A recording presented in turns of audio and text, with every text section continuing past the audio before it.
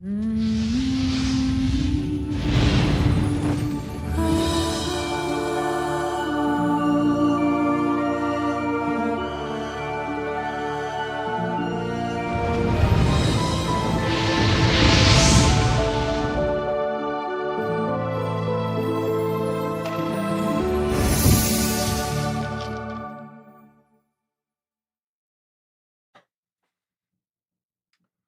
Cameramendi, the moment you have been waiting for.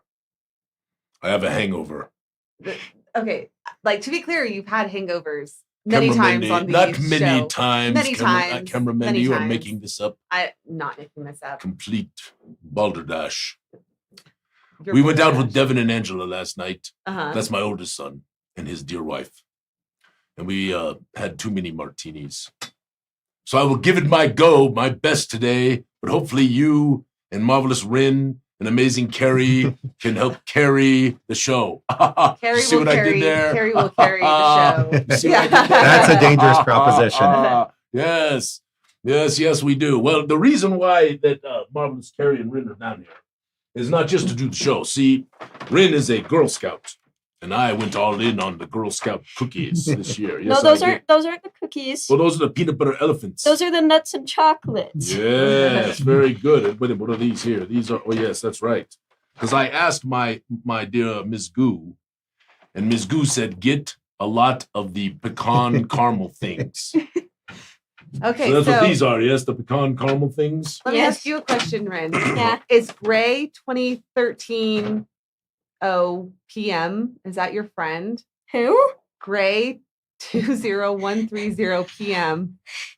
Okay, if you just heard her, if you are Grayson, please say if you are, because that sounds like how you would spell your name. Right. Okay, so folks, we have Rin in the studio and potentially Rin's friend Gray in the chat.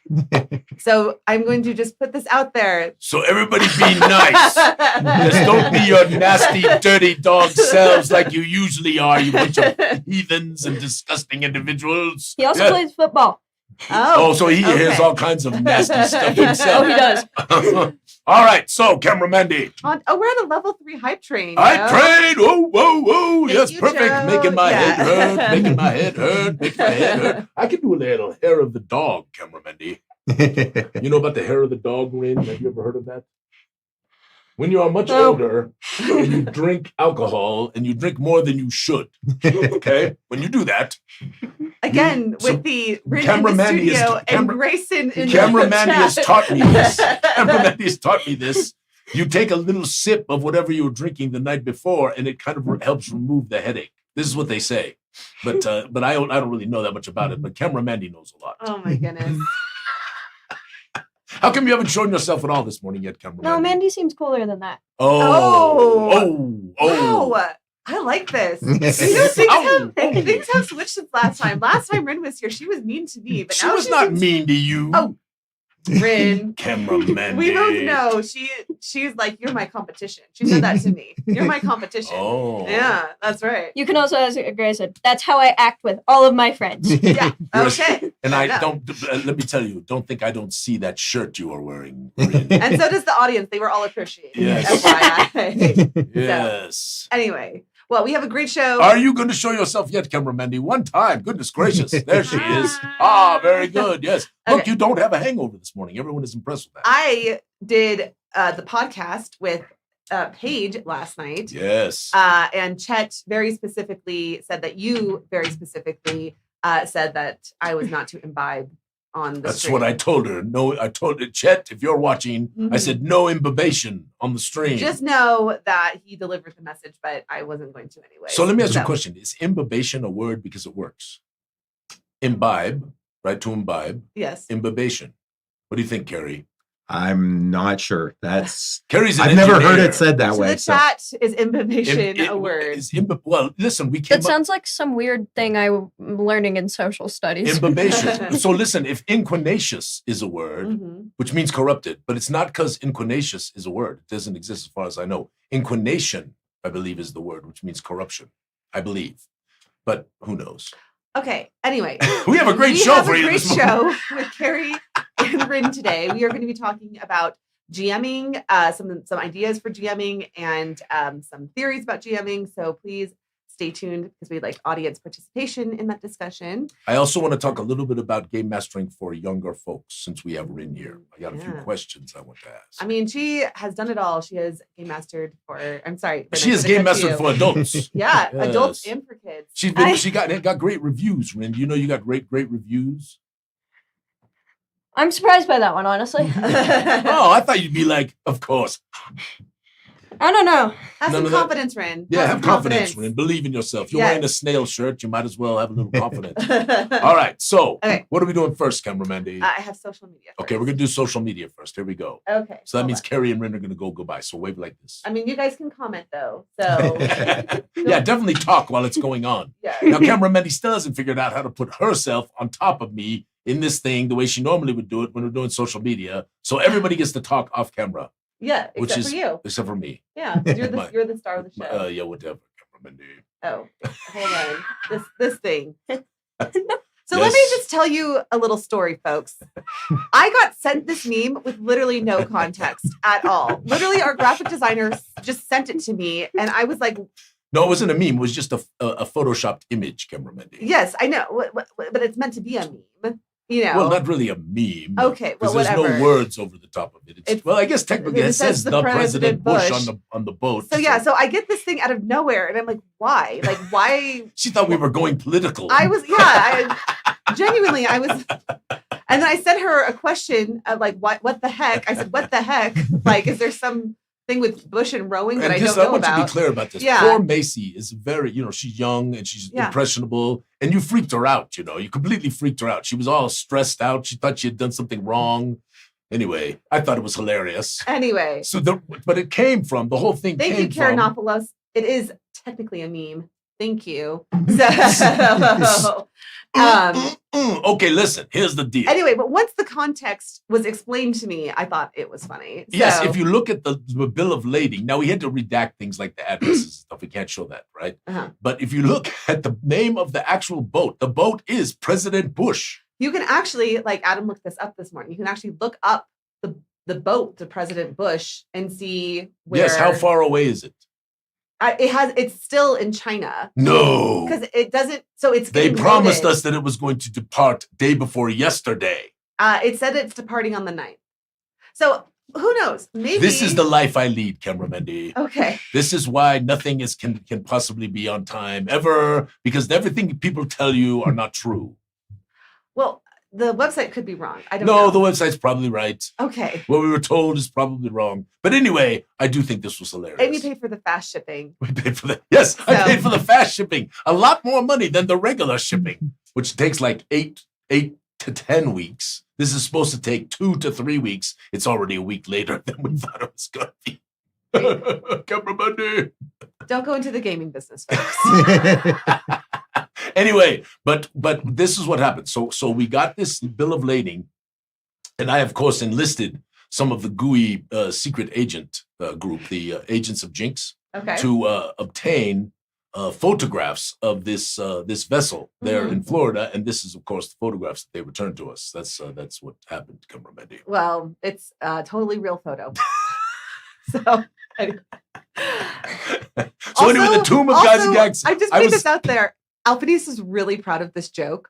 So if you could please go to his Facebook page, if you have not already, and like the comment or like the picture, because he kept calling me yesterday asking me how many likes it was up to. No, why am I doing that, cameraman?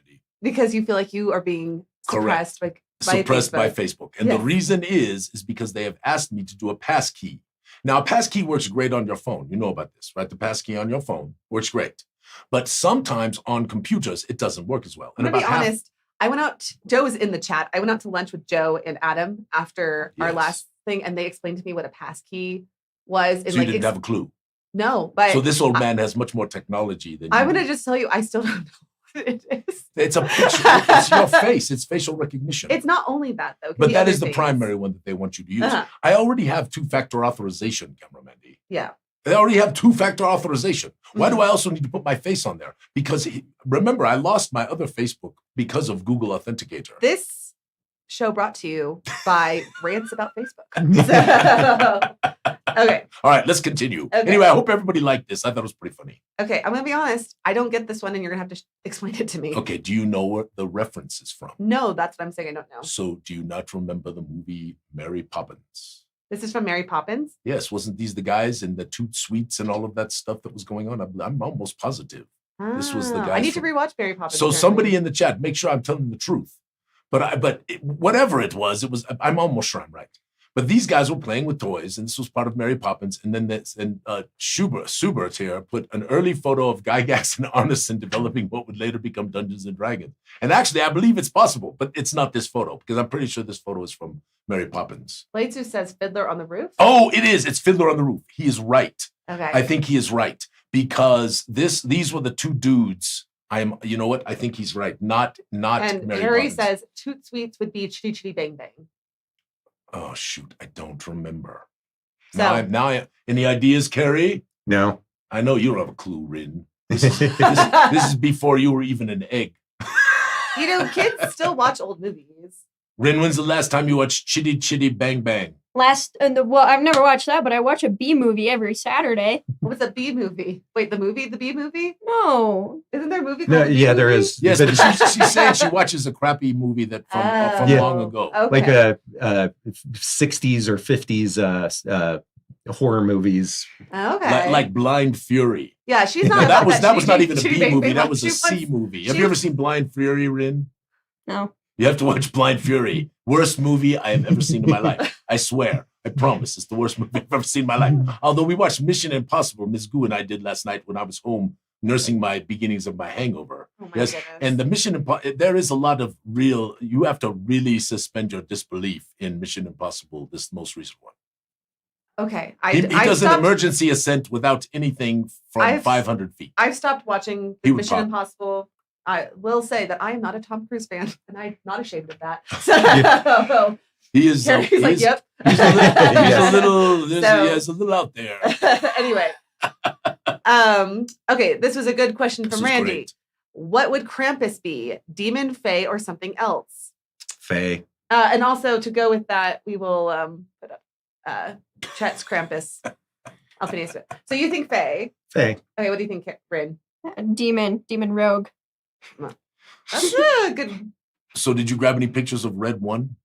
No, what's I was Red hoping One? you have not seen Red One? What is Red One? Okay, put the kids up here and we'll have a little chat. This Red will be- one is really good though. Dude, you are not lying. Red one's really good. Yes, you are not lying. So, cameraman. Is it a movie? Yes, Yes. okay. So, Red One Oh dear. stars Dwayne The Rock Johnson. Oh. Okay? Okay. And he runs the security for Santa Claus. Yep. He is the lead security guard Now for that you Santa are Claus. saying this, it is ringing bells. I think it was on. Giant polar bear. Yes, he's got Christmas a one year. number of very intriguing associates who help Okay, him so on the this security coming from the detail. crew in the studio, everyone should be watching Red One for Christmas Dude, Yeah. I'm this telling year. you, right? You agree, right? Oh, yeah. Tell everybody, watch it. Oh, it's definitely worth a watch. Red one's really good. I'm not sure it hasn't replaced for me Die Hard as my favorite Christmas movie. Wow. I'm not sure. Wow. I mean, Ms. Goo and I watched it again. This is, I think, the third or fourth time. And I'm like, Ms. Goo, this is really good. I mean, really good. First of all, Santa Claus is not a fatty. He's not like me. He's really No, he's ripped. Yeah, he's in good shape, right? He's in good shape. Like you make muscles and all that stuff. And he is a winter. They called him a demigod, right? Yeah. They called him one of the demigods of winter. Yeah. So there's Santa Claus, who was one of the demigods of winter, and then there's Krampus, who is the brother, who is also the Yeah. demigod of winter. But then there's Grula. is Krampus played by Vin Diesel? No, No. but that would have been cool. So what happens is this Grula kidnaps Santa Claus I have got to figure out Gooey Bingo again because people are like, no, because we're off the rails, like completely going down. But Rin said it was a good movie. It's worth talking about. So Yeah. Rin, like you enjoyed it, like totally. Yeah. What was your favorite part? My favorite part was when the ice cream truck came out of the water and these just giant snowmen just come marching out of this ice cream truck that looks like it's from the 50s. They're totally burly snowmen. And they got carrot noses and they're smoking pipes and they look like little ruffians, right? Except for they're big ruffians. Yeah. And they beat the snot out of the rock, Yeah. right? Until he figures out they got to pull out the nose. Okay. And the one guy got his Here's foot the deal. stuck in Yeah. the pool. Yeah. I know you wanted to do, what was it? Hook for our next Crit Yes. Flick. But maybe for our Christmas Then we got to do show. it before Christmas. We got to do it. Yeah, at for our Christmas show, we'll do Red One. All right, let's do that. Okay. And then we'll do Hook afterwards. Does that Okay. sound good to you two? Yeah. Okay. Okay. All Sounds right. good. All right. Next up is Alfabio's drinks. What did you decide to name this one? There's a lot of people. There's already a name for it in Confounding Concoctions. Oh, okay. But there's been some other names that came up inside of the. We got any ideas for the name for this? Uh-huh. And so, and everybody seemed to lean to the background on the right rather than the one on the left. What do you think they're in? I like the one on the left. Do you like the for more frou-frou, Alfabio, the yeah. more frou-frou background? Yeah. What about you, Kari? I like the one on the right. I like the bar. I Yeah. tend to Yeah. like the bar too. The But bar is fun. I feel like for Alfabio, the pink matches better. it's definitely yes, I love it. yes. And then there's a drink called What the Cluck. Oh, that's cute. I like it. Okay. I think we just transcended right to that PG-13 line, cameraman. No, that's fine. Oh, okay. It was that would fine. be in some Pixar movie for sure. Way too many Oh chicken. God. Sushi. So Yeah. I had to at least put in a few snail things for these two. Yeah. So Look at that escargot, Go. said Yeah. Donnie. Goo. I don't know that I find this appetizing though. I'm going to be honest. I don't think I'd enjoy this kind of sushi. I would feel bad eating it. It looks too good. I know. There's too much rice in It's it. got that nice little smile. It's Yeah. giving you that little smile. See, and that would make him happy to eat it, because then he's killing I'd put- escargot. I'd put double wasabi on it. Rick That's what I says would escar do. sushi. Escargot's long lost brother. All right, what you got, cameraman? Okay, I feel like there was one other snail one, but I don't know where it's at, so we'll come across it. This is really cool. So this woman is like 3D printing Horus. I don't know what Horus is. Horus is one of the main figures in the Warhammer 40K universe. But I like the And banana for scale. Horus- I thought that was funny. The Horus heresy was an uprising, and it changed everything within the Space Marines and all of that stuff. I don't know, Kari, you got anything you know about? You want to add to that? No, I'm not huge on the 40K mythology, so All that to say, it's very cool. yeah. So I'm just trying to figure out how she's going to get it out of her house. To fit the top part on. No, this is the truth. And then what the hell is she going to do with it? Because it ain't fitting in the living room. How's she gonna paint it? I know. I'm right there with you, Ren. I mean, Gonna have to get like an escalator just to.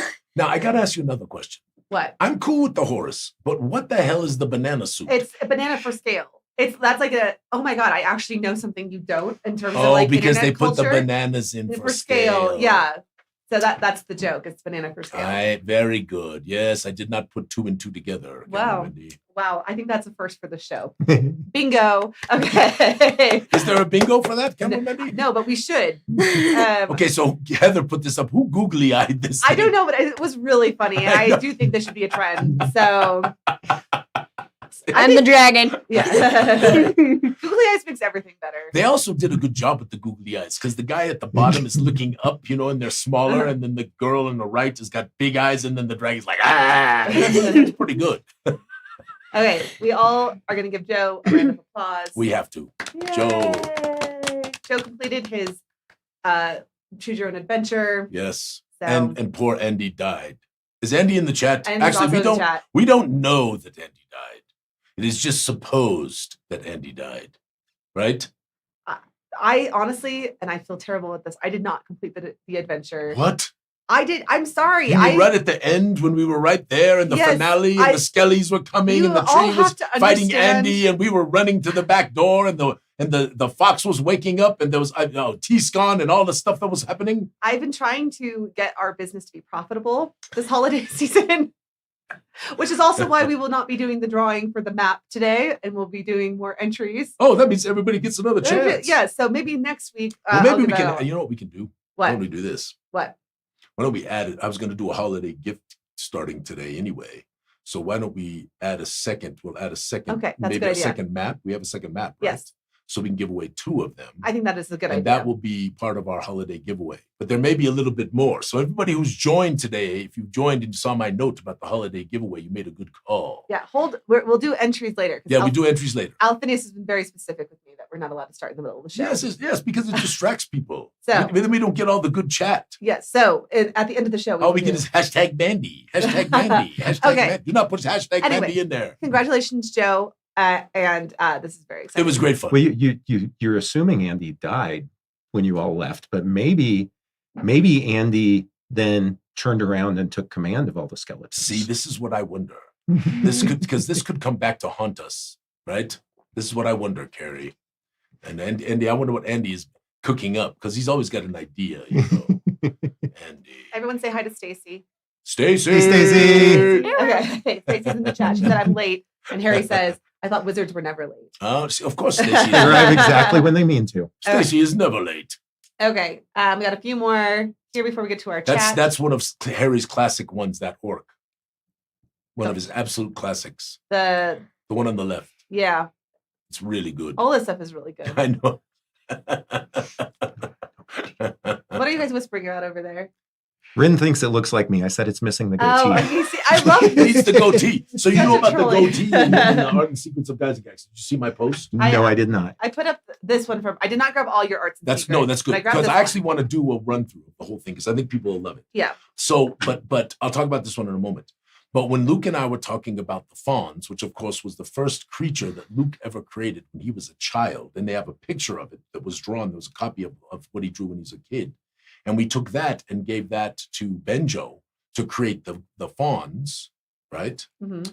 And of course, most people who are older know what the fawns refers to, right? Because it's a show called Happy Days, and Henry Winkler had a character, but it's spelled F-A-U-N-Z. I'm watching Rin to see if she's nodding along. Rin, do you have any idea what I'm talking about?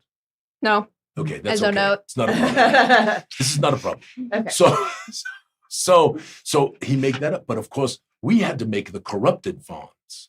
Yes. Which were now, and there was of course this gets even more esoteric because in like 1968 or something like that, there was an episode of the original Star Trek, cameraman, called Mirror Mirror, and in Mirror Mirror, the cast there was duplicates of them. Do you remember this, Kari? Oh yeah.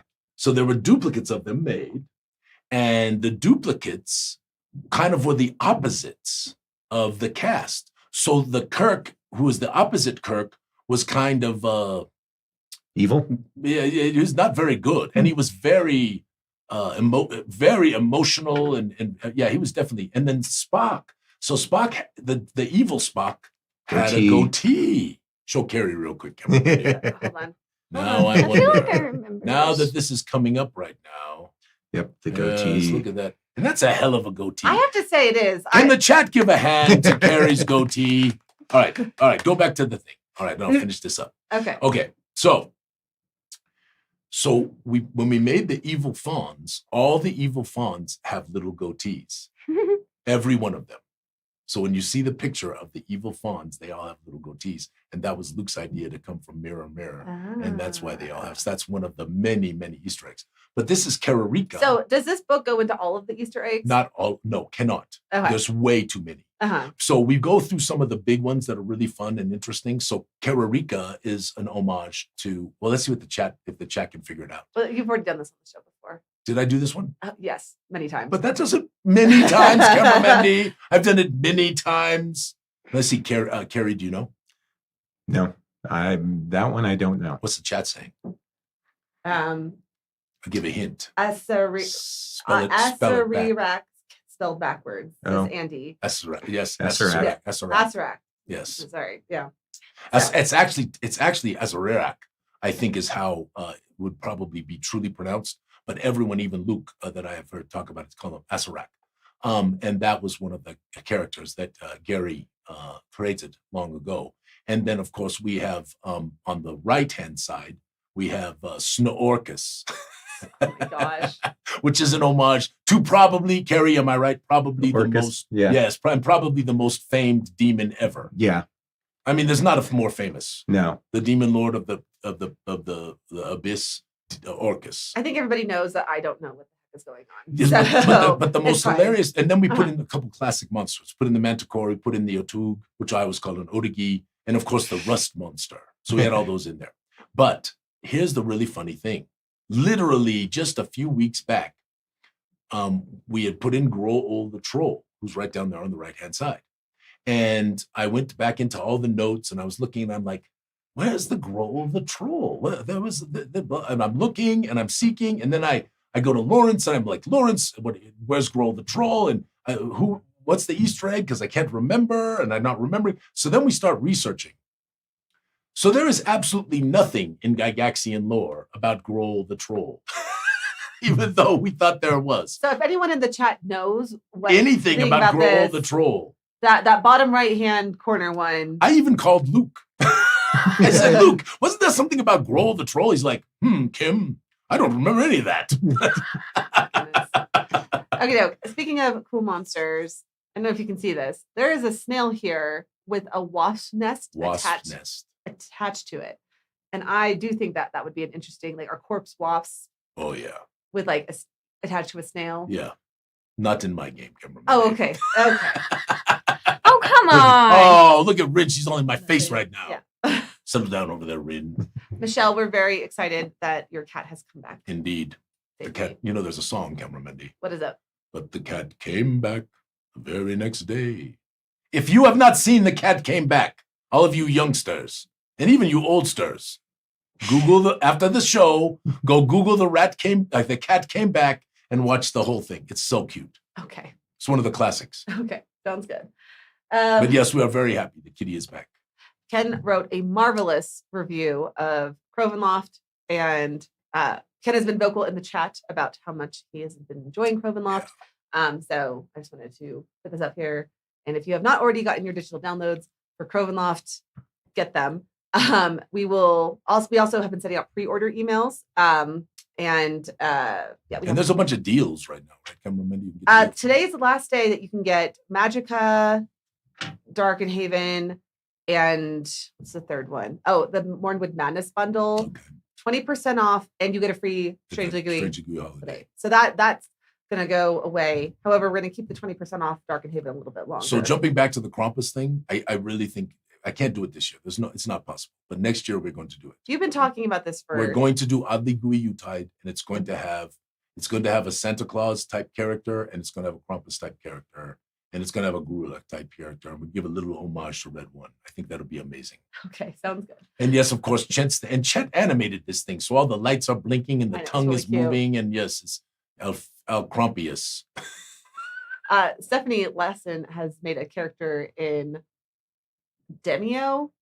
I don't know what Demio is, but apparently it looked a lot like Camera Mandy. So Camera Mandy is now a character in Demio. So and I do really like this character. I mean, it's got all of it. It's got the purple. It's a lot going on right there. Yeah, no, I'm totally done with this alternate universe Camera Mandy. Very cool. Love it. All right, Amber posted her pie collection after we talked about her pies last week. And if you have not seen this post, you should definitely go check out this post. It's worth looking at. Yes. Amber, we give you a lot of props for your marvelous pie making that is definitely unconventional. Indeed. Ms. Goo, that one on the top left, if I busted that one out for Christmas, she'd probably be a little frustrated. Just tell her you brought the Necronomicon. Yes. Okay. Community Spotlight Member of the Week went to... Oh, you got one, Cameron. Oh, look. Rin. Who's that? Me. She's thrilled. I missed that jacket. I put 2 pictures in here. I also put this cute one of us. So that one's from last year. Yes. Yeah, and the hat. That hat is huge. So anyway, Rin, you are Community Spotlight Member of the Week, and this picture here is from getting your Iron GM. I remember that 2 years ago, and you got Iron GM last year. Can I just say something real quick? I mean, you got to be pretty good to get the Iron GM. You got to do a number of games. There's a number of things that go into it. And it is not like just given out to anybody. Here's the thing is that people, like, Rin has been on the show, I think, once before. Yes. And we've talked about this. But Rin is a hardcore. She's in that room all the time. Yes. Helping out with everything. Helping me with Goo Done It stuff. Helping run games. And then now she's running her own RPGs. And I will be posting those online today today I will be submitting stuff for Genghis Khan, and you can get into one of Bryn's games. Yes, but the Iron GM is from Genghis Khan. Yes. And that's so, how you get it. And that year, I believe she had just been running Dungeon of Dunix, like 3D dungeon crawlers, like over and over and over again. So and people loved it. Yeah. Oh, people. Like She's a hard GM. Rin, we got a lot of good reports. Yeah. We so really did. Yeah, she's merciless. Actually, when we stopped there to get that, we were actually on the way to pick up my sibling from the airport. And so you got it, and then you head out. Yeah. All right, what you got, cameraman? Is that Okay. it? Oh, yes. I got the portraits. So we'll show the portraits, and then So this is Rin's portrait. So Rin, tell us about this little character. You can also see the hat in this picture. So tell us about this character just a little bit. So my character for I'm having a mind blank. Gooey Cube. Gooey Cube. What it says on the bottom. I see you remembered Snail, Rin. I see you remembered Snail. Yeah, so her name is Rem, not Rin, R-E-M. It is my initials. I thought it would be really fun to do that. So, and they are a wizard that is always on him because he doesn't have a hat. Little pal of mine. Rin's really in on the hats I know. And the snails. I can't remember. Was I like your sibling or your son? Related. We were related, but I'm not aware of any of his background. So yeah, let's show Kari's portrait. I'm just gonna put it up here like this. I'm gonna block out Rin. I'm sorry. Yeah. Oh, Rin is gone. Where is Rin? Lean to the right. So this is to the right. Yes, there you go. It was a little smaller at that time. Watch out for the mimic behind you. Yeah, this is Malak. Malak is a member of the Ministry of Defense. His mission is to send people out to collect artifacts that the Republic can use to try and defend itself against what he believes is a coming war. Mm-hmm. And so he can be a little bit of a patron for characters. Yes, and in the gloom port in this image, Yes. So we have a few questions about Rem. Okay. What level and subclass is Rem? Oh, I believe Rem is the illusionist. Okay. Wizard, and what was the other thing? Level. Let's see what level was yours, because it would be like I'm gonna go with they're like around 15. Oh. Tier 2, tier 3. Wow, that's I don't know things. Just flexing on Goo Morning, this is why we don't allow people to choose their levels. Rin, go like this. Rin, go like this. Go. Oh, yeah. Flexing on the Goo Morning Zyathé, level 15. I don't know. I just got asked on the spot what the level was. I never decided that beforehand. I'm only 8 years old, or 10 years old, or 9 years old, or 11 years old, 12 years old. What I'm just talking about in the image because we made that 2 years ago. I think it's been in just a year. Year ago. Yeah. So you would have been 11, Rin. Basically, yeah. Yes. I'm only 11 years old and level 15. Meanwhile, I'm like 300 and I'm level 20. Thinks she's like 15. Doesn't really understand what levels are. Yes, very good. Very good. Anyway, yes, they're both in the gloom port, I believe, is where they've been placed. Joe would like to know, does Rem have a sleep spell? Do you cast sleep on people? I mean, if you're level 15, certainly you must have that. Probably 3 of them. Yeah. Yeah, I mean, I'm an illusionist, so I'm gonna go with yeah. Okay, we'll go with yeah. I'm gonna knock you out, and then I'm gonna put an illusion to make it look like you are sleeping. just so like drunk or high, and so that nobody believes you. You heard it here.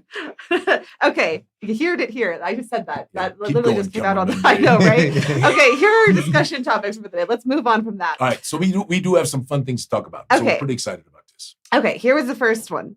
What is the benefit of playing different tables with different GMs and players. And love to hear the chat weigh in on this as well. So what's the benefit of not just running one game with one group all the time, right? Go ahead, Kari. Well, I was going to say, as I think you can look at this two different ways, right? As a player and as a GM. And as a GM, playing with different tables, you learn to deal and kind of on the spot with people that are doing that are looking at the game in a completely different way. You may have one table with people that are very much, they're tactically minded, and you have to learn to figure out how to be very tactical on it. And then you've got another table that they're very spontaneous on role play, and you've got to learn to come up with some of that immediately. Some of the role play stuff immediately, kind of learning or thinking about how the characters' backstories are and how the NPC backstories are. Yes, and of course it gives you learn more flexibility. So Rin, you got a lot of this, right? So you're doing Dungeon of Doonix. How many did you run through? How many games did you run through that one day?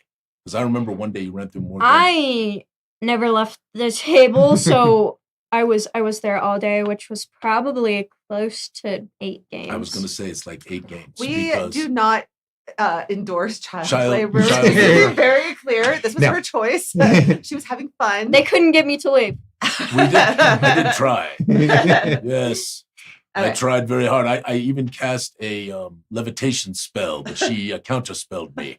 Wasn't good. But anyway, so Rin, you're running Dungeon of Doonix. Yeah. You got a lot of different people. Oh yeah, right? Dungeon of Doonix. You're getting a group of like 4 or 5 new people every 2 hours, and you've got the people who are like playing the wizard, and they are just nonstop trying to fireball or whatever, just blowing things up. And then you've got the one that's just playing their character like they want nothing to do with anything. And it does. It's really because and we've discussed this on the show before, and Rin, I'm sure you've seen this. I'm sure you've seen it, Kari, and I know you have too, man. Right? There are many different kinds of players and how they want to play, right? How they want to engage with the game. How do you deal with the dominators, Rin? We talked about this a little while back. I just want to know one person who's trying to dominate the table. So, in one of my friend's campaigns, we have this my friend. Amazing person. They're very creative, but they're very creative. And we all started off in a bar. It's our first day in this campaign, first time this DM's running. We start off in a bar. Me and one of my friends get in a drinking contest. I pass out. One person steals all my gold. While I'm passed out, another person is collapsing the building so that he can save everybody to look like the hero. That's the creative person? Yes. Trying to destroy. So let me ask a question. Because he wanted to look like the hero and get well known. So he was like, I'm going to destroy this building. I'm going to look like the hero. And now we have a bunch of security guards walking with us. Yes, very much so. Is his name Grayson? No, Grayson's not in. His name is. Maybe you shouldn't say. Don't say it. But no, he's very creative. So when you're running as a GM, how do you control when that happens? What do you do? When one person is really taking over the table, not letting other people get in. I mean, there's a certain point where it's like, okay, you're just doing something, you're having fun with it. But if you're collapsing a building so you can look like the hero, maybe you have somebody coming in there that notices and just your spell didn't work. You'd have no clue why. They can also be, there's always consequences. Yeah. I mean, as I've said, Kari, I mean, I definitely become very intentional about trying to involve others. Yeah. And kind of, honestly, a little bit ignore the dominator, right? Yeah. So sorry, go ahead. Well, yeah, I was going to say, I end up, when I run into a table like that, right, it's when I will put my hand up and look at somebody else and say, and what are you doing during this time, right? Mm-hmm. What is your character doing? And that gives them the opportunity, the others the opportunity. Yeah. But the question being, I have what's the questions benefit, from the right? chat. Yeah. Okay. The question being, what's the benefit, right? And the benefit obviously is to stretch your game master muscle. Yeah. Our first comment on this was you learn to deal with difficult players too. Absolutely. So that was from Joe. That was like the very first thing. Joe, I could not. I'm sorry, Joe. I'll try to be better on your game. Okay. No, but that's the truth. I don't know what that's the you're truth talking because and you learn to deal with different types of players. Keep going. What's the chat saying? Okay.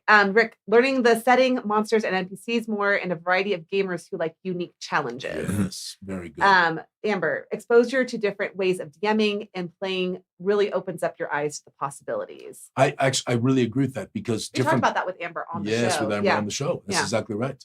Han, benefit is that as a player, you get different views for how a game is run. As a GM, you learn how to be stern and graceful at the same time. Oh, that's great. So listen, here's the interesting thing, because quite a number of people now have played, especially Chapter 1 of the Red Star Rising campaign with multiple groups. Mm-hmm. And I've had some people reach out to me and say, it's so crazy. My one group did this, while my second group did a totally different thing. And what a marvelous experience for the game master, right? To run this tale, which is a good tale, right, Kari? But you're experiencing it going this way and that way. And I mean, it's fun. What else you got to cover, Mandy?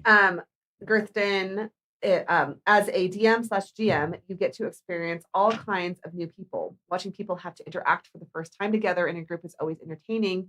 And you get them over the weekend several times, you get to see the evolution. Yes. And I think that's why so many games are going from the 4-hour sessions to more tracks, Cameron Mendy, because people enjoy it more. And we will be, by the way, doing way more tracks. Way more tracks. Coming up in both Genghis and Gen Con. Yes. Kari, multiple tables provide diverse ideas, styles, interpretations, and more. Mm-hmm. Joe, you learn all sorts of new techniques from the other DMs. Yeah. Both as a GM and a player. That's why it's a good idea sometimes to play too. Right, Kari? Go ahead. Absolutely. Yeah, that's what I was gonna say is I lots of tips and tricks I've learned by watching how another GM does it while I'm playing at his table. Right. Especially in convention settings where things have to go quick, right? And like I had a game very early I sat in where if you know baseball, right, this person's batting, this person's on deck, this, and he would do that when for initiative. He'd be like, Rin, you're up. Alphinius, you're on deck. And I adopted that right out of that. And it makes things go faster because that next person isn't sitting there doing whatever. They're like, oh, okay, I got to figure out what I'm going to do. And they're not doing it on their turn. Yeah, this actually segues into our second question, which was about how you learn from different GMs at the table, playing at their tables. And what other tips have you learned from them? Like that was a great one. So any other people there in the chat, what other tips have you learned from other GMs? Love to hear what other people say. My number one, absolute number one, without a question, is to bring the energy. You can overcome so much with just being engaged and bringing energy to the table and lifting people and all of that stuff. That is my most number one. You need to prep. I think there's things you need to do to make sure that you can run a game quickly and efficiently. But that is my number one. What do you think, Kari? Yeah, I think that's good. The other one is let the players do awesome things. Yes. Right. Let them have. Let them be level 15. Yeah, maybe. Flex, Rin, flex. Whenever we say level 15, you have to flex. Look like this. All game long. Okay. I don't have muscles, okay? That's why she's a wizard. No, I was going to say, definitely, lost my train of thought, so never mind. I have more comments. I have loads of comments. Okay. I ran into someone at a con recently that had never heard of creating Spotify playlists for your character to immerse yourselves in the head before a game. And that's something I always do as a player. And that's an interesting idea. So you get a little auditory playlist. Yeah. Playlist. Yeah. Where you're going, yes. Harry, you also meet new people. We wouldn't have the Goo crew without meeting new people and playing games. It's true. It's true, Harry. It's absolutely true. Okay, let me scroll down to the next one. Girthden. The Dominator is often the same type of person who makes an uber min-max character. Yes. Oh, yeah. No, it's true. It's kind of like, because it is sort of a competition, right? They look at it, view it as a competition versus a sort of a collaborative thing, yeah.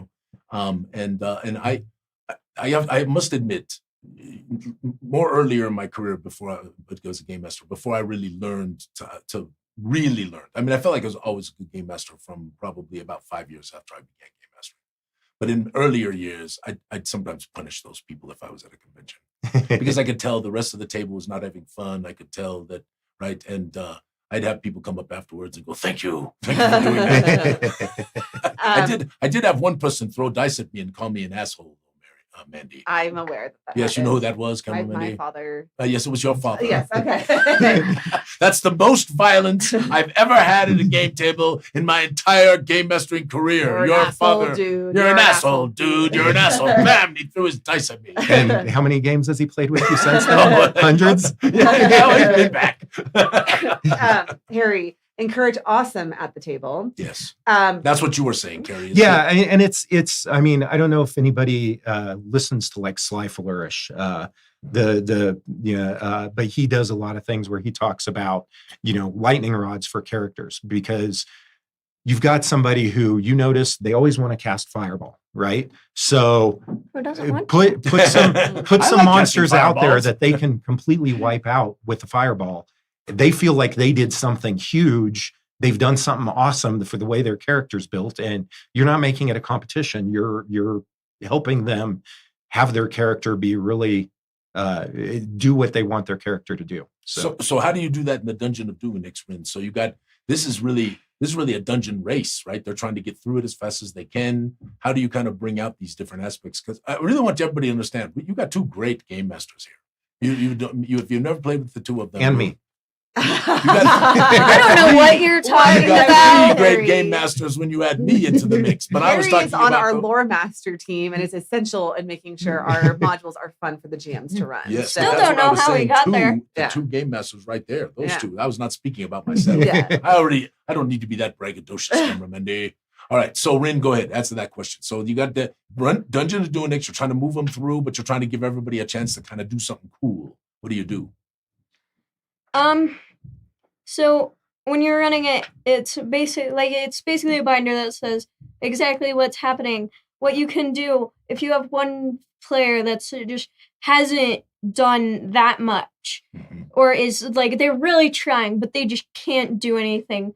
Like say something a little different, warp something, just the slight bit, so that when they do it, they feel like they're actually getting to do something. Rin, I cannot tell you this. This is in the Gooey way. This is part of the Gooey philosophy, which is that, remember Gary Gygax even said that the rules really don't matter, right? But in the Gooey way, we do not follow the rules to the point where it's not fun for people. And that's what we call the nudge. Nudge on, Rin. And you level 15, go.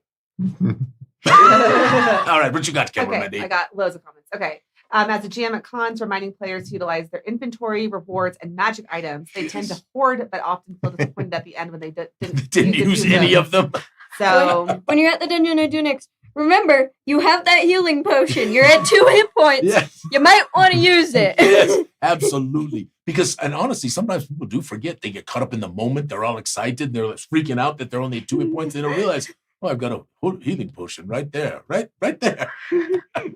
your friend Grayson says that you act like a 250-pound muscle man. Attitude of that. You can't be talking. You play football. Gerthin, I found that playing with Belinda as the GM, I learned things every time because she is just so amazing, even with 35 years of experience. Just the skill she has of weaving in everyone's personal stories into a pre-written module gives me ideas. Yeah. I really Belinda is amazing. Yeah, go, Rin. I was going to do the same thing. So yeah, she's amazing. Yeah. I mean, is Belinda in chat? I don't think so. Ah, Yeah. doggone it. Uh-huh. Well, make sure we shouted her out.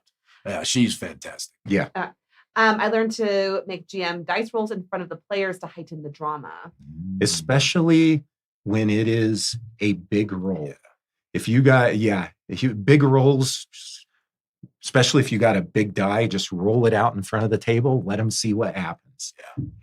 So I roll mostly behind the screen, but when it is a big one, they get it right in front of them. Because I don't want anybody to think that I nudged it one way or the other. Because on big ones, you probably don't want to do too much nudging. You want to let the dice play, Hopefully you don't roll something horrible. For the party, that is. What else, cameraman? Lots of talk about I found Alphinius being the asshole dude, an asshole, but he loved it and wants to play more. Listen, here's the deal. My dad is very heroic in real life. And what did you have? Children's slavery? Yes, not slavery. Okay. Mandy. They were going to be sacrificed. Oh, okay. Yeah. Much better. Yes, we draw a line at slavery, Mandy, not at sacrifice. So yes, he was trying to rescue them, but he did not make the roll. And then the evil guy set them on fire. However, cameraman, okay. because I am a good dude and I don't really like that kind of crap, I did have a way to get them back. So wait, so you put them through the trauma of burning to death, and then what? Resurrected them again? There was a way to save them, and they were able to save them. But when your dad didn't get to save them the way he wanted to save them, because the dice didn't fall the way he wanted the dice to fall, and the bad guy did what the bad guy did, he was very frustrated with the circumstance. Okay. Yeah, you know how that goes. I remember that. Yeah. My campaign's friend, he was playing, and they were all trying to sacrifice him. So I did this homebrew, and there's this one room where there's a vampire, and there's a seance happening. They're trying to stop it. Well, instead of just saving the kid in the cage in the roof, they then shoved my friend up there in the cage and let them continue the seance. They walked out with the kid and left him in the cage. So they left the friend to be sacrificed. See, Yep. Rin And everybody was happy. Because they got rid of the guy they don't want to deal with, and they got the kid. Here's the thing. This guy, one of the other players had this rat as his pet, and this kid who they then sacrificed killed it. They threw it out the window or something like that, and they were all like, "Okay, we're for the rat. Shove him in the cage." Whenever I think about rats, I always think about scabbers. Yes. Who ended up not being scabbers, but indeed was Peter Pettigrew. Peter Pettigrew. Spoiler alert. Yeah. Okay. If you haven't read that book by this point, or seen the movie, or seen the if movie, you haven't read the book or seen the movie, you're not spoiling anything because there's no way you're going to watch it at this point because you have some kind of objection. Okay. I gotta keep reading, and then we have one more discussion topic. All right. Really quickly. Okay. Rule of cool is really important. Some days people are obviously having a bad day with roles. Let them explain actions a bit more and give them an opportunity to have a success. I would argue a fun thing to do in a certain room, if you're out there in a dungeon or something like that, suddenly the roles get reversed. And so everyone rolls for initiative, and then you say, okay, whoever got last, switch it up. Yes. Be kind of a fun. What you never want to do, though, is say, okay, listen, 1s are 20s and 20s are 1s, because the person who's having the bad luck will invariably roll a 20 right after you do that. Wait until they've rolled. And then they really feel like they're in bad luck schlep rock. Wait until they rolled and they've gotten the last place for the 6th time in a row, and then switch it. Then switch it up. Okay. Yes. Rulings, not rules. That's how you encourage gameplay and always find a way to say yes to everything that. Who said that? Stacy. It's of course Stacy. My friend. Yeah. That is so. It is about the tale and the adventure and the mystery and the discovery. And frankly, the tension, right? Listen, there is no way you're one-shotting one of my BBEGs. If I'm willing to nudge here and there, unless you're playing the game show. No, well, that's different. But but listen, here's the deal. If I'm willing to nudge here and there to help protect a party from a really bad luck that shouldn't really go against them, right? Then I'm willing to nudge a little bit to make the end, the climax, a little more climactic than just your vocal blade would snick a snack. Right, Kari? Do you know what that comes from, Rin?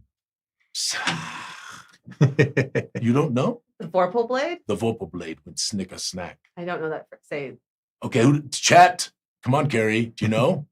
Not off the top of my head. Lewis Carroll. It's familiar, but I can't remember. Lewis Carroll. What's the chat say? Somebody's got it. Beware the Jabberwock? Beware the Jabberwock. That was Andy. Yes, of course it was. Yes, it was a Lewis Carroll poem. Adam knew. Oh, Adam knew. Yes. Of course he did. Look at how proud you are. This is why Look at Mandy's like, I know. Adam knew. Adam knew. This is why I'm married to him. No.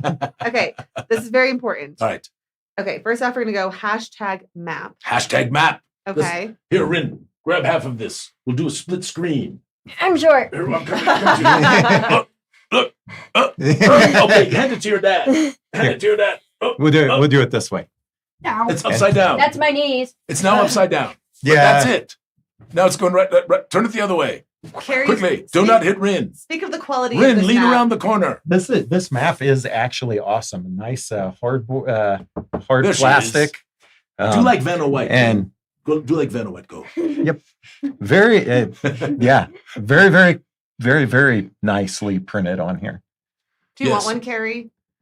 Absolutely, these are awesome. So here's the deal. Kari does a lot of work for us We could probably give them for free. We're going to give you one of these today. To be, Kari. I mean, we try and compensate in ways, but yes, if you would like one, Kari, you can have. But we're going to give away. Kari- So right now, Kari put together. I just want to say this. Kari went through after Gen Con and put together a data stack for I me. know. Scraped the Gen Con website and put together an entire data stack to give us without even asking. He just went and did it. So that way we could understand where we stacked up against all the rest of the competition and what we were doing right and what we were doing wrong. And like it gave us such good A lot of insight insight. because we were like, and I mean, Kari, I just want you to know that was so helpful. yes, everyone in the chat, let's give Yes. a little hand there, right? Yes. Okay. Applause. So here's the deal on What? this thing. So Kari, you get one. You give one to Kari. Yes. Well, we're going to add a second. Yes, to our so it adds giveaway. to our giveaway. But we're going to keep going because this is the holiday giveaway. Oh, So next, we're going to add another thing next week. okay. Okay. And it won't be no cheapy thing. It won't be like this little funky gelatinous cube. Even though I find it quite enjoyable to squish around. Here, Rin, check that out. Oh, nice catch, dude. 2 hands. Dude, And don't sit on your phone. That's what I always do. Do you sit on your phone? Is that how you remember it? Yeah. Give that a squisher. Tell me what you think. Hold it up so the people can see. It looks like a gummy bear. I would not advise biting it, sir. All right. Wouldn't either, Okay. but it's what it looks One like. last question? or we we're had one last All right. topic, One last topic. and then we're gonna head out. And then we're going. How does playing in different game systems help you with D&D?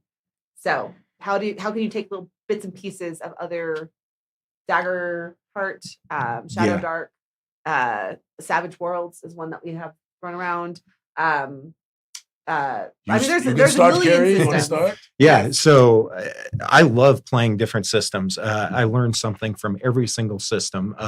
You've got things like doom clocks, right? Where you've got a D10 sitting there, and maybe it's at 5, and every time the bad guys do something, it goes up to 6. Every time the good guys do something, it goes down to 1. You can do things like that to build tension. I play a lot of Modifius 2D20 games, and they all have a thing called Threat, which was actually incorporated kind of into, I think they're called Doom Points in the Tales of the Valiant, where special things your monsters can do, and you've got this. I use a stack of poker chips, and you go, gonna take one of these, and the monster can do this, Yes. just to especially for your BBEGs to add a little bit of tension to Yeah, it. to give them more potency. That's absolutely true. Yeah. And the thing for playing different systems is that you do get these other ideas, right?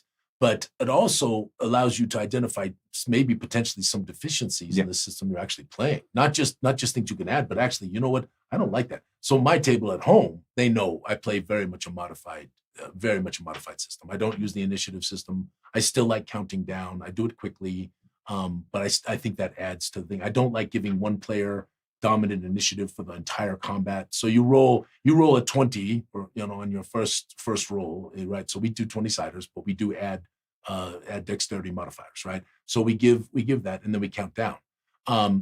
But I don't really like the idea that during the entire BBEG combat, this one person is always going to go first. So my preference is to roll initiative on a round by round basis, which is certainly not 5e. That goes back to the old days, And there's a number of things. I played RuneQuest. I played Iron Crown Enterprises.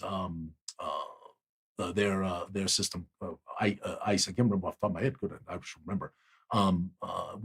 Tunnels and Trolls, and I've even played a little bit of Cthulhu. Although I would say my mastery of the Cthulhu system is not great. I have great comments. Go. Okay. Exploding dice. If you max a dice roll, it again and again keeps going. Yes. I do love that. Yeah. Grayson would like to start a campaign with your friends. Rin, just so you know. Rin, you're now getting thrown down on. Yeah. You have to run the game. You should run the Red Star Rising. Your father has it. I do. From what I've seen of it, Legend of the Mist looks like a system Gooey might like. So I know nothing about it other than having heard from other people that it's interesting and good. So that's all that I know. Ironbound and Pause of Justice improves the whole overall roleplay for D&D. Dennis, a luck die to add to your die roll. So Dennis, I want to jump on that because this was the genesis of Gooey Rewards. Was how could we give other things to players, give them opportunities to play, add the rule of cool in without it having to be every time. Because some, let's speak the truth, right, Kari? Some players will take advantage of you if they know you're a rule of cool DM. Well, yes, and players will also always optimize the fun out of the game. Certain players. what a line, Kari. Joe, everyone should run something like Call of Cthulhu, where most of the monsters can't be easily killed. It really changes the dynamic. Playing other systems allows me to find mechanics I love that aren't preventable or existing in D&D, prevalent or existing in D&D, but can be really useful for running it. Sheehan, no spell slots. That's interesting. Yeah, so there's different spell systems, obviously. There's spell point systems. You don't have to memorize spells. You can use the same spell 20 times if you have enough points to use it against the spells that you know. And there's a lot of part of that is interesting to me too. Well, I think that Heather says no spell slots, but after a while, levels of exhaustion. Oh yeah, you start getting that's true. That is a mechanic that exists right now in 5e, I believe, right? That you can cast the just. Am I wrong, Kari? No, I don't. Not. What am I thinking about? Where is that? I that was in one of the prior ones, I think. I don't think it's in 5e. See, this is the danger of playing too many systems, especially if you start a gaming company. I'm sorry, I'm throwing Alphinius under the bus. Listen, I got no problem. Everyone knows that I do not know. The number of comments we got after we published 5e, and then they're like, "This isn't 5e." We fixed it, I think. Newer editions. It's close enough. Okay, hold on. I got a bunch more comments. Listen, Andy hasn't pounded me on that, so I know I'm not that bad. He's pounded me on other things, but not on that. The thing I found relatively recently was in the Expanse. It is a hard system, but they give a pool that lets people have player agency that also kind of counts as hit points. Ah, interesting. I've never heard of that. So maybe that keeps it a little bit more even at the table. D&D feels like you are rolling from combat to combat when games that focus on exploration and socialization teach you that there are other ways around encounters. Yes. So we try. Who was that? Who said that? Stacy. Stacy, that's a great comment. And as you know, Stacy, we try very hard to make the adventures that we make have much more exploration, role play opportunities, characterizations, interactions. I think Provenloft is going to be a good example of how to engage with. I can't wait. I know you're so excited. I can't wait. Because really what I said last week when I talked about it is there's really a very broad trajectory of how the game can go. From fighting the vampire to literally the vampire could become a love interest. I mean, it's and all that could happen in between, depending on how players play. Yeah, make everyone awkward at the table by falling in love with the vampire BBEG. Listen, she is so cool. Okay. She is so cool. And she's the reluctant vampire. Yes. She didn't want to be a vampire. Okay, let's keep going. Sister, all right, continue. Good. We're already at 11:03. Oh yes, apologize. Bringing in monsters and storylines from different games. Yes. Has anyone here heard about the 16 HP dragon that has really helped me with running high stakes cinematic encounters? I've not heard of that one. Okay. Send us Amber, something. put that in the den. Amber, yeah, put that up in the den. Let's look at that, and then maybe we can talk about it next week. Yeah. Call of Cthulhu is great for teaching players how to lean into their own dynamic death scene and not hold their characters so preciously. Yes. Yeah, you'll definitely. Kari, just thinking back upon it, I think I've probably played Call of Cthulhu about 30 times. I've game mastered it a couple times. I think I played it about 30 times. And I think I am 18 deaths out of 30. I think that's one that Daggerheart does really good. When you die in Daggerheart, you have three options. You can either admit defeat and just you survive till the end of the scene. You can roll for it, You can where you can either get back up or you expire, or you can go out with a bang where you get an automatic crit on your the last thing you do, but your character is dead after that and can't be revived. Wow. So that's like the save the rest of the party. Kind of, yeah. And it allows you to do something dramatic, and it allows your character to go out heroic. Because there's a rule of cool there too, right? Yeah, absolutely. And you could absolutely do that in D&D. Tell somebody, hey, you know what? You're going to 0. You can take the choice to do one maneuver. It will be a crit, and your character will die and be unable to be revived. And some people will do it for the story. My friend, my brother-in-law, really, my friend brother-in-law Chris. When my party was playing against Alphinius in Dragon Mountain. It's my Dragon Mountain, but in Dragon Mountain, his absolute unequivocally favorite character sacrificed himself to save the rest of the party. It was people, like some of the guys, a couple of the guys at the table were like emotional. I mean, it was a big deal. I mean, it was, and Chris, you could tell how sad he was. I figured it out, but for a moment, you have to let those moments ride. You don't. It doesn't mean anything if you always bring them back. Do not fix it right away. If you're going to fix it another way, right? And I had another character who actually went to the Heavenal Realms, and there was a whole thing that went on with that too. So there's a lot of ways you can play that and make it more interesting than just having the character get lost. But there's room to let it go. Yeah. Okay, the death throws. When hitting 0 hit points, you can spend a point of exhaustion to do something epic. Just what you were talking about. Yep. Yes, very good. So you could start could start getting into HP. Oh, this is about the spell casting again. Yeah. Anyway, I think that we have to wrap this up. You doggone right, because you and me and Kari and Rin, and if Adam's joining us, are going to go get a hamburger. Yeah, Adam, I didn't text you. Poor Adam. I hope you're dressed. Poor Adam. What does he do? Sit around in his underwear, cameraman? No, with pajamas. Oh. Just like your pajamas that you're currently wearing. You mean these? Oh my gosh. I just showed my tummy. Yes. Okay. Thank you so much for joining us, Kari, Rin. Thank you so much for being part of our community. And hey, Genghis Khan is going to be amazing. So, like I said, Rin is going to be game mastering Dark Tides night, I believe. Mm-hmm. 2 sessions. I'm going to keep my eye on that game, Rin. Yeah. So I'll try not to TPK this time. Thank you. Thank you. It's supposed to be about fun for the players, not destroying them all. Oh, did you see the eye roll? Yeah, that was aggressive. And hopefully over lunch, Kari and Rin will help us figure out what we're doing Thursday night for our spectacular. Yeah, what are we doing Thursday night? I have ideas. We need to talk about it. You think that's something? Yes. So we're going to go to brainstorm that right now. So, all right. Okay. Any last things from the chat? Everyone's just saying. Did everybody get their hashtag map in there? Yep. All right. Yep. The holiday giveaway begins, my friends. Come join us for the rest of the year. We got some great streams coming up. All right. Did you blow in kisses, Rin? No. That's just not her thing. That's not her vibe. Do this? Yeah. Is this? All right. Level 15. Just vote Escargot, man. Listen, you know what you're getting for lunch? Chicken tenders. Mm-hmm. You know what you're getting for lunch, Rin? Snail sushi. Okay. Oh, shut up. All right, we're out of here. Are we out? Yeah. I will eat anything you put in front of me. All right. Say it, Rin. May all your adventures be sticky. Ha ha!